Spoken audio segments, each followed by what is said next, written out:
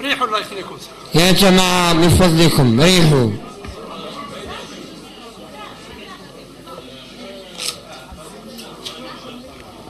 Abdou. La révélation sur son frère magnifique, celle que j'ai. Définitivement.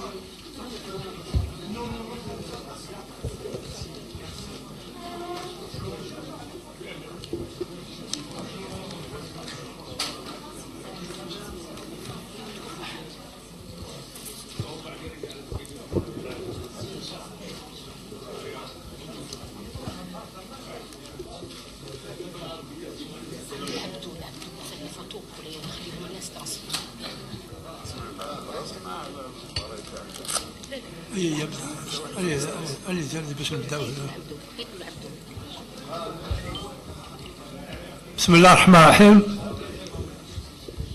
On a l'immense honneur, l'insigne et l'immense honneur aujourd'hui de recevoir avec nos amis de la Fondation du mai 45, de l'instance également, de distingués invités aujourd'hui dans le cadre de cette commémoration de la Journée nationale de l'étudiant, donc organisée ici dans ce centre de presse, avec, en coordination avec le Moudjahid, entre la Fondation du 8 mai 45 et de le Moudjahid. Et cette commémoration nous permet d'honorer la mémoire d'un grand martyr. C'est Monsieur Yvetan, donc Fernand Yvetan, dont on connaît la fin tragique, exécuté par la justice coloniale le 11 février 1957, dans l'enceinte de la prison civile d'Alger à Barberousse, et enterré ici bien entendu à Alger. C'est un grand martyr dont il nous plaît d'honorer la mémoire aujourd'hui, et pour cela je vais vous demander de marquer une minute de silence à sa mémoire.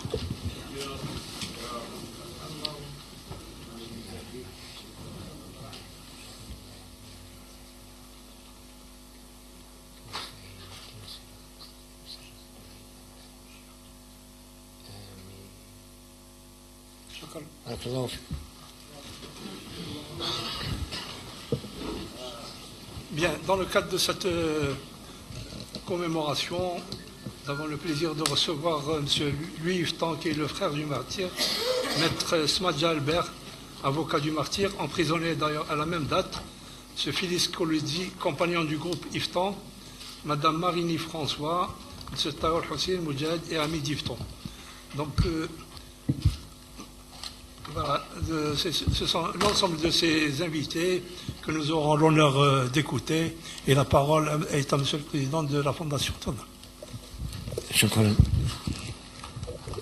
بسم الله الرحمن الرحيم والصلاة والسلام على أشرف المرسلين. ربما احتراما لضيوفنا سمحوا لي نتكلم ربما باللغة الفرنسية.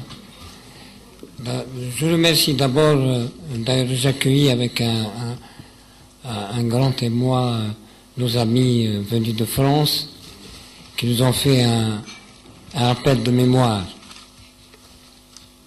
sur lequel nous avons un devoir de mémoire de notre part. Je remercie également le centre de presse de Moudjahid qui nous ont accueillis. Je m'excuse pour cet anachronisme qui m'a été posé par la presse qui s'est interrogée quel était le rapport entre Yvetan et le 19 mars. Donc c'est clair, nous saisissons en tant que fondation, nous saisissons toutes les occasions, toutes les stations historiques pour parler d'un martyr ou de quelqu'un qui s'est donné pour que cette Algérie soit libre. Je ne vais pas m'étaler sur la vie de Yvetan puisque, comme on dit chez nous,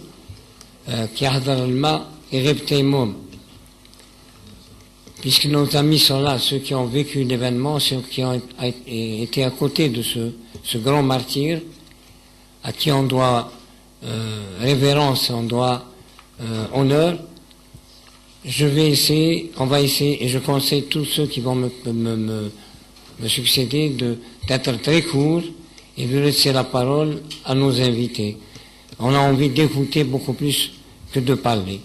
Donc je ne vais pas me tarder, je passe probablement la parole à qui si vous gérez.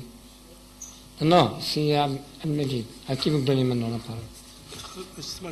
Voilà, donc je passe directement, comme nous avons perdu 1 heure à cause de la circulation et le reste, donc je donnerai la parole directement à Maître Smadja, qui commence à nous relater un petit peu cette époque. Merci. Bien, mesdames, messieurs, je suis très, très honoré de votre invitation et d'un accueil auquel je dois dire, je ne m'attendais pas vraiment. J'étais venu en Algérie où j'avais déserté en quelque sorte pendant longtemps, après d'être venu à différentes reprises après l'indépendance, mais les circonstances personnelles notamment ne m'avaient pas permis de revenir ici depuis 35 ans. J'ai donc trouvé un pays très, très changé, mais je dois dire que l'accueil qui m'a été réservé à la fois m'a surpris et a dépassé tout ce que je pouvais imaginer. Alors,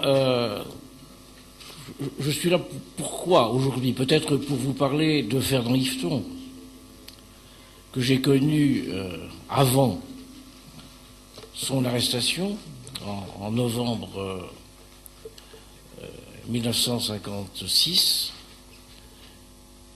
que j'ai accompagné pendant toute sa détention et jusqu'au pied de l'échafaud ce 11 février 1957, où malgré tous les efforts que nous avions tentés,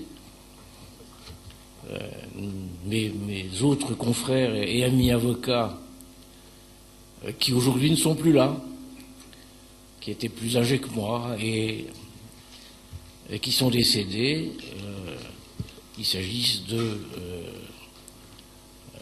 John Norman, qui nous avait accompagnés chez le président de la République pour tenter d'obtenir une dernière fois la grâce. Et je suis à votre disposition pour vous parler de ce qui s'est passé à ce moment-là. J'en ai assez longuement parlé hier à l'occasion d'une réunion avec des étudiants, car il est important que la mémoire de ces faits soit transmise par les plus jeunes, car près de 50 ans après l'indépendance et près de 60 ans après les événements qui nous concernent, la mémoire de tous ceux qui ont été guillotinés dans des conditions abominables soit maintenue dans votre pays, puis aussi sans doute en France, où on a beaucoup oublié ces choses-là, parce qu'il s'est passé bien des événements depuis, et que la guerre d'Algérie apparaît aux jeunes Français comme un événement ancien. Ils ont tourné la page, et il faut aussi là-bas que nous qui sommes les derniers survivants et qui disparaîtront dans un avenir plus ou moins proche, puissions une fois de plus dire ce qui s'est passé, souligner l'absurdité de cette guerre due à l'incapacité des gouvernants français à comprendre que la colonisation, qui n'avait d'ailleurs jamais été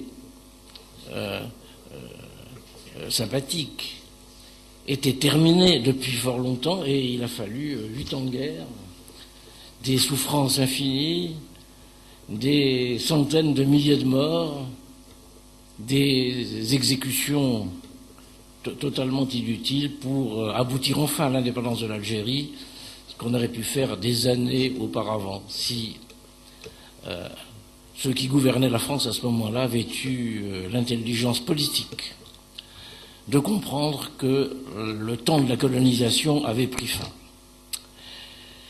Alors, je préférerais, plutôt que de raconter une fois de plus ce qui s'est passé, répondre aux questions que vous pourriez poser. Je suis à votre disposition pour y répondre aussitôt.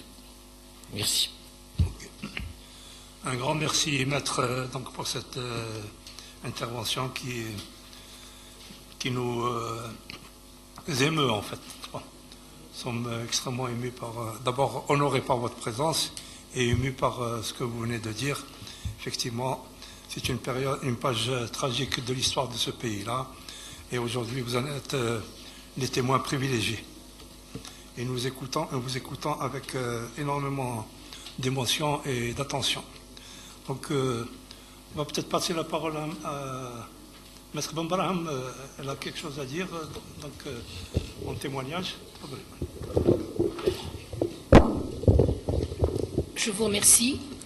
Tout d'abord, je tiens à remercier Maître Smadja et Maître Marini pour leur présence parmi nous.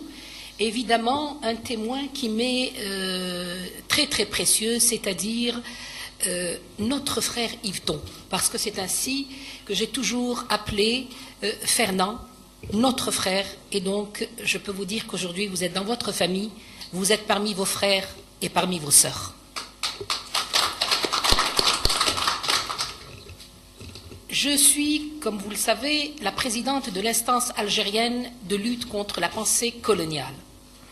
Nous autres avocats, nous avons effectivement des dossiers à traiter, mais nous avons également l'histoire en mémoire et nous avons les exploits héroïques de nos pères que nous ne pourrons jamais laisser au hasard ni à l'oubli. Et je suis heureuse de rencontrer Maître Marini qui, en France, fait exactement le même travail que moi. À l'époque, Maître Smadja pourrait vous dire que les gens qui venaient de France pour défendre les Algériens avaient créé un pont aérien de défense du FLN. Eh bien, aujourd'hui, je voudrais saisir cette occasion pour dire qu'il est temps de créer un autre point, un pont tout aussi important, mais pour l'écriture de l'histoire juste. L'histoire avec ses faits et avec ses lois. Je dis également que je suis heureuse d'avoir, mais alors par un hasard extraordinaire, et Dieu fait si bien les choses, je voyais mon patron, Maître Zertal, passer dans la rue, et je l'ai saisi, parce que Maître Zertal était l'avocat de Ahmed Zabana, et le troisième condamné à mort était donc Yveton Fernand, et c'est Maître Smadja. Et Dieu a voulu que depuis 57, je pense, ils ne se sont plus revus, et ils viennent de se rencontrer à l'instant même devant la porte du forum du Moudjahid. Et j'ai été heureuse parce que c'est leurs élèves qui les ont fait rencontrer, ce qui veut dire que le pont continue et il continuera même après nous, même après Maître Marini, même après Maître Benbraham.